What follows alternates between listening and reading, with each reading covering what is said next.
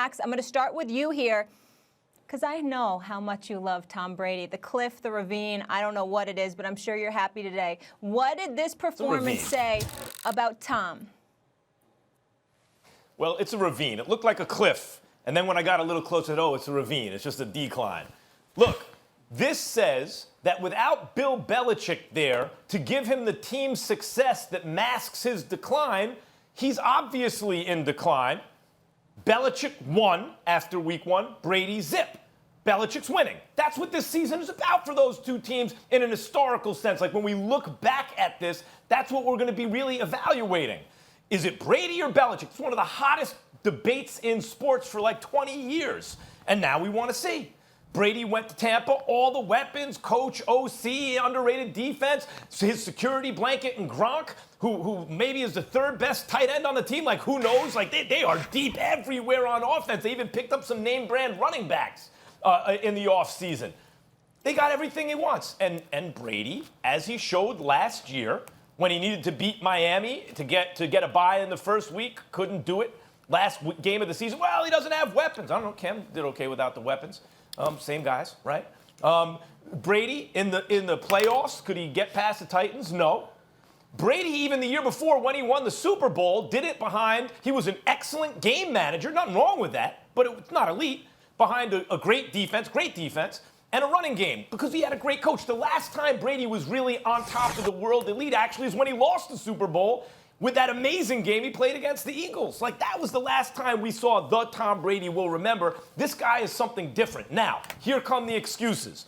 People won't even be wrong. They didn't have a preseason. He's getting used to a new system. You got to let him get his feet under him. Breeze and them didn't look great either, right? A lot of this looks like preseason. He's 43 years old. Yeah, that's true. But that's what I was saying before this game. Don't come at me with that stuff now. It's true, but everyone was talking about Tom Brady's about to win the MVP. He's still elite, da-da-da. No, he's not, and no, he's not. Bruce Arians, by the way, calls him out, which I think is good for the team, saying those 2 interceptions were on Brady. He was right. And if this was last year and Jameis did that, we'd all be rolling our eyes, right? The only difference is Jameis would have a whole lot of yards and maybe some more touchdowns to go with the 2 costly interceptions. It is what it is. This is what a 43-year-old quarterback on a new team looks like.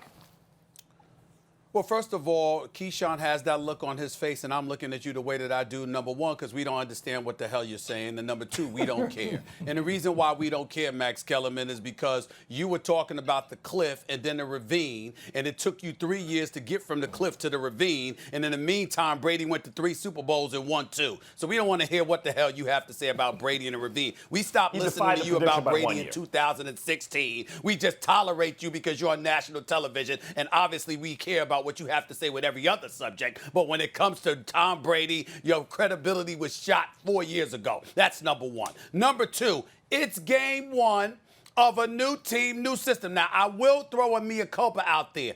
I thought that even though there was no preseason, because of his experience along with the talent, that it would work to their advantage because nobody else had preseason to go with, to work off of as well. I was wrong about that because the reality is that clearly him and his receivers weren't on the same page, and I don't think him and Bruce Arians was on the same page. You can't ask Tom Brady to stand in a pocket or veer left, right, and throw it wide right all the way over there and don't expect an interception. That was the pick 6 by Janoris Jenkins. Okay, by the way, New Orleans is one of the most well-balanced team in the game. I predicted they would win this game, and with having Malcolm Jenkins and Janoris Jenkins added to that defense, with Marshawn Lattimore still out there in that secondary and what have you, obviously they're gonna have an upside to them over most teams. So Tom Brady got exposed in that regard yesterday. Tampa Bay clearly has some work to do. That means Bruce Arians. That means obviously Byron Leftwich.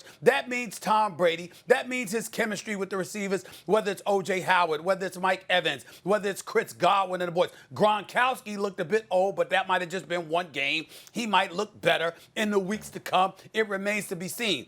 We're talking about the Tampa Bay Buccaneers going against one of the elite teams in the National Football League in game one without a preseason. That's part of the reason we all predicted they would lose this game. I'm not panicking by any stretch of the imagination. It's one game. We certainly shouldn't anticipate that Tom Brady, who, by the way, has had pick sixes in his last 3 games, by the way, we can't assume that that's something that's going to continue with this dude based on his cerebral approach to the game alone.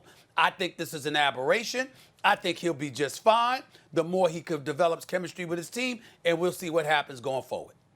Max, I love you, man, but you way off base on Tom Brady. I think when you look at it, and I know you said people are going to say these things, but the facts are the facts. The truth is the truth. He did not have a real training camp. Yes, he tried to put things together in the summer workouts. It's not the same. Even in training camp, guys are T-shirt All-Americans in practice. They stop on routes. They screw things up. They're in the wrong position. When the real bullets go to flying like they did yesterday in the game, things are totally different across the board. When you look at Tom Brady, you look at the interception, the Mike Evans interception. Those two were not on the same page. Mike Evans is looking to run a dig route. He stops thinking it's zone instead of going into the second window. Brady then gets ready to, once he releases the ball, he looks and says, oh my God, now it sails on him. Then you look at the other throw on the interceptions on the Jenkins pick 6. Brady is throwing from the left hash all the way across the field to the right, something that he did not do in New England. So it's something he's getting used to doing certain things a different way. You can't possibly think that it's the end of Tom Brady. Once they get on the same page and in sync, you're going to see a totally different Tampa Bay Buccaneer team. Leonard Fournette just got there, 2 weeks ago? Like, you got to give it time to gel. I know you want to, jump on it and be the first one to say, oh, Brady's old, Brady's this, Brady's that. No, they're going to be around. Now, whether or not they win the division or whether or not they make a strong run in the playoffs, they're certainly going to be hanging around to the end of the season.